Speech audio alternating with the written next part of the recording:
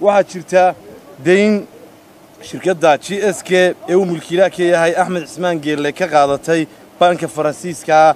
ee BCI oo qayb ka ah banka kale ee Faranska ee Bride kaasoo farac u ah banka caalamiga ee BBCE lacagtaas shirkadda GSK ku qaadatay maalgelinta warshada Coca-Cola oo laga dhisay dalka Jamhuuriyadda Soomaaliland. Banka maanta madaxtooyada Soomaaliland ka hadashay magaciisa saxda ahi waa BCIMR oo ay dawladda Djibouti badh ahaan leedahay sida ku cad heshiiska aasaaska saamilida bankaasi. Bulshada Soomaaliland waxay ogsoon tahay in aanu dunida jirin baan dayn hadiyad u bixiya balse taas beddelkeeda baan kasta uu deymaha ku xidho shuruudo rahan ama hanti maguurto ah oo ka badan deynta uu baanku ganacsadaha siinayo. waxaanu cadaynaynaa in sida caadada u ah ganacsatada in ay deynta ka qaataan baananka adduunka. waxaana jirtay in aanu heshiis la galnay baankaas aanu soo sheegnay oo magaciisu yahay BCIMR muddo haatan laga joogo 24 bilood ama 2 sano. waxa aanu ka qaadanay dayn dhan 20 milyan oo dollar. sida sharciga ahna bangigii wuxuu naga dalbaday rahan ka badan deynta aanu rabno kuna taala dalka Djibouti. waanaanu ku wareejinay rahankaasi bangiga deynta nasiinaya bishii Abriil sanadkii 2017 waxaana heshiiska rahankaasi laga diiwaangeliyey lagana ansixiyey dawladda Djibouti. waxaana heshiiskaasi ku xusnaa in baanku naga hayo hanti maguurto ah oo qiimaheedu dhan yahay 25 milyan taasi oo 5 milyan dheeraad ku tahay deyntaas uu nasiiyey. lacagta baanka aan ka qaatay ee madaxtooyadu sheegtay in aanu ku maalgelinay kuna aasaasnay shirkadda Coca-Cola waxaanu baankaasi ka qaadanay sanadkii 2017 sida ummadda Soomaaliland wada ogeedna waxa shirkadda Coca-Cola wadanka laga hirgeliyay sanadkii 2010 waxaana la daahfuray sanadkii 2012 taasi oo meesha ka saaraysa warbixintaasi faraku samayska ah ee ummadda laga hor akhriyay xaqiiqadana ka fog. mulkiilaha shirkadda GSK Axmed Cismaan Geelle wuxuu qaatay deyntaas isaga oo muwaadin reer Djibouti ah haystana dhalashada Djiboutiyaanka muddo kadibna wuxuu soo wareegay soona degay dalkiisa Soomaaliland. maanta madaxtooyada Soomaaliland waxay muwaadin ganacsade Axmed Cismaan Geelle ku tilmaantay nin qaatay dhalashada Soomaaliland taasi oo ummadda Soomaaliland la yaab ku noqotay iyada oo ummadda Soomaaliland ogsoon tahay in ganacsade Axmed Cismaan Geelle uu yahay muwaadin reer Soomaaliland ah kana soo jeeda asal ahaan aasaasayaashii Soomaaliland waxbarashadiisa asaasiga ah ku qaatay dugsiyada Riis iyo Axmed Gurey sidoo kalena haysta dhalashada laba wadan sida uu madaxweynaha Soomaaliland u haysto dhalashada laba wadan. 12 bishii Maarch 2018 waxaa dalka Jamhuuriyadda Soomaaliland yimi agaasime ku-xigeenka banka weyn ee Faransiiska ee Bride oo ah banka iskale faraca baan ee BCI iyo agaasimaha guud ee faraca banku ku leeyahay dalka Djibouti Master Nadir Sogi. labada mas'uul ee ka socda baanka Faransiiska ahi waxay sheegeen in ay lacag deyna oo dhan 20 milyan oo dollar ku leeyihiin shirkadda GSK iyo mulkiilaha shirkaddaasi Axmed Cismaan Geelle. waxaa hargeysa yimi mas'uuliyiin ka socda banka Djibouti ee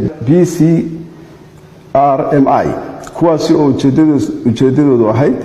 sidii loogu soo celin lahaa deyntooda. waxaana Axmed Geelle u sheegay in ay hantidii damaanadda ahayd ee ay haysteen mulkiyadeeda la wareegaan una qaataan deyntoodii maadaama aanu Djibouti tagi karin waqtigan una keenaan 5 milyan ee dheeraadka ku ah hantida damaanadda ee ay haysteen kalena saxiixdeen Axmed Cismaan Geelle. soo jeedintaasi waxaa diiday mas'uuliyiinta bangiga iyaga oo ka cabsi qaba in dawladda Djibouti qaadato hantidaasi ay damaanadda u haystaan. banka faransiisku waxa uu codsaday in lacagta deynta ee shirkadda JSK uu ku leeyahay u bixiso sida uu dhigayo heshiiska ay hore u wada galeen ee deynta ku kala qaateen ee ahaa haftada mulkiilaha shirkadda JSK Axmed Cismaan Geelle waxa uu qirtay deynta banka faransiiska uu sheegtay balse waxa uu ku dooday in lacagtiisa iyo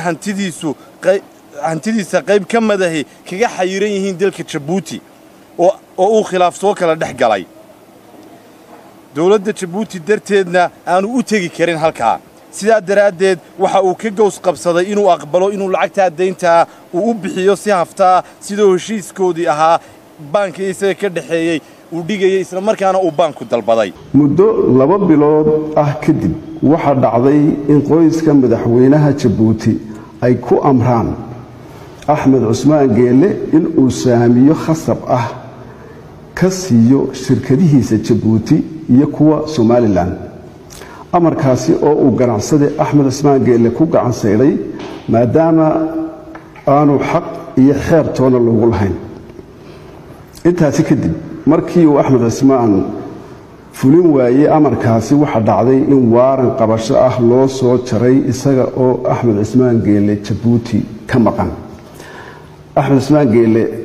kuma noqon Djibouti maadaama oo uu ogaaday in xadhigaasi lagu doonayo in lagu marsiiyo dalabkoodii intaasi kadib waxa bilaabantay in qoyska madaxweynaha Djibouti ay bililaqaystaan 10kii shirkadood ee Djibouti uga shaqeynayay oo afartii ugu waaweynaa ay kala qaateen qoyska madaxweynuhu waxaanay kala qaateen kuwan shirkadda Multivision waxa qaatay Tom oo u dhashay dalka Ivory Coast qabana Faadimo Ismaaciil Umar Geelle 2 shirkadda Djibouti Container Freight Station waxa qaatay Nasli Cabdalla Kaamil oo ay dhashay marwada koowaad Marwo Khadraxayd shirkadda 360 Stephen Doring waxa qaatay Saad Umar Geelle oo madaxweynaha walaalkii shirkadda Jeep Events waxa qaatay Tolmoon Almis Maxamuud Xayd oo ay Marwo Khadraxayd eedo ruma u tahay 6 shirkadood ee kalena waa la xiray hantidii dhaxtaalayna waa la bililaqaystay intaas waxa dheer hanti qiimahoodu kor u dhaafayo 128 milyan oo iskugu jirta warshado dhismayaal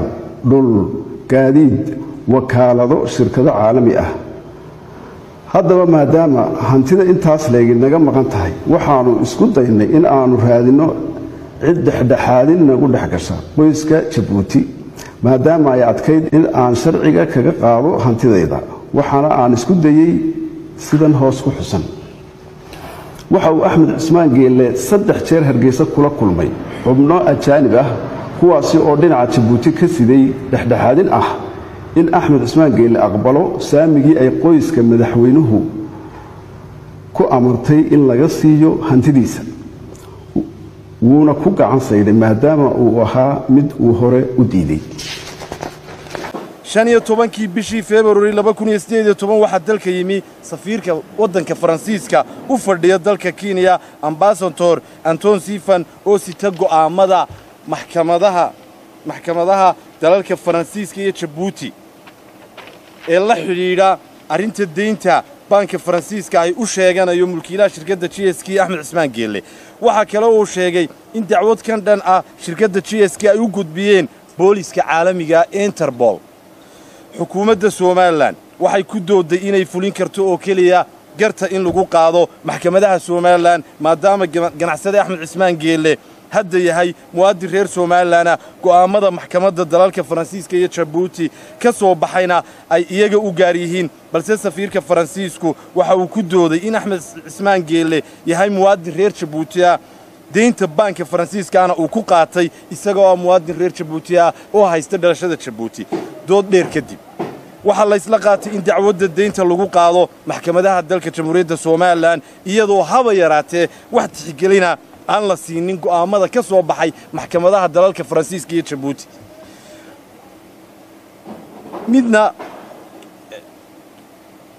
midna waxa lagula taliyay ganacsade Axmed Cismaan Geelle in lacagta deynta uu iska bixiyo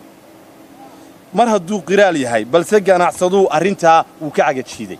sidaa darteed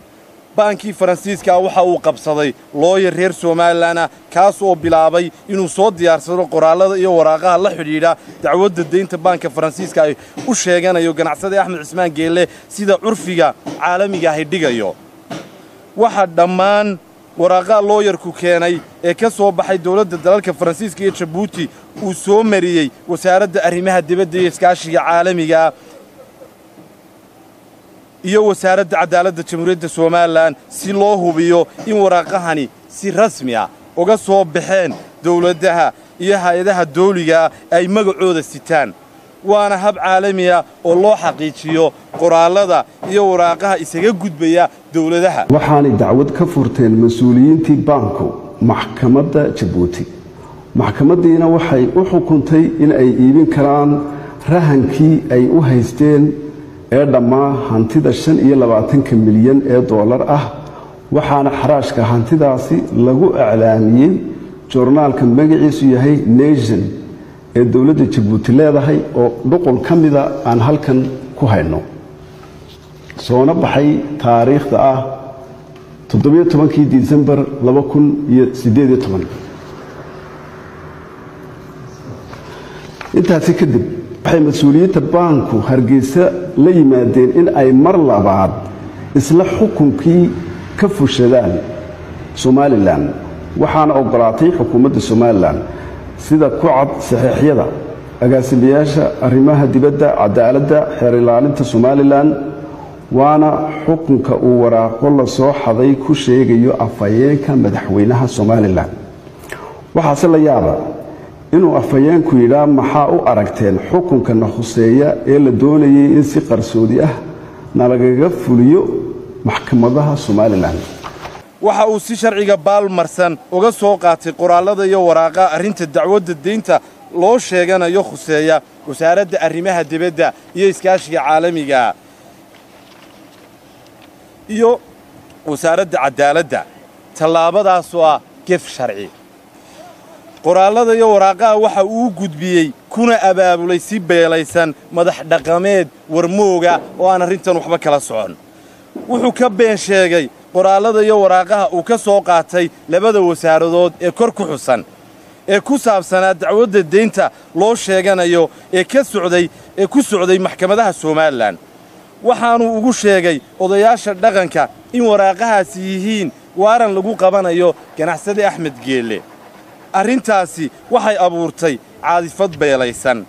waxaanu mulkiilaha shirkadda GSK Axmed Cismaan Geelle doortay inuu sharciga ka tallaabsado beela abaabulo dalkana nabadgelyadiisa isku dayo inuu khalkhal geliyo Somalilandna indhaha caalamka ku soo jeediyo una eekaato meel lagula soo gabado hantida iyo lacagaha laga soo dhaco baananka adduunka ganacsade Axmed Cismaan Geelle waa og yahay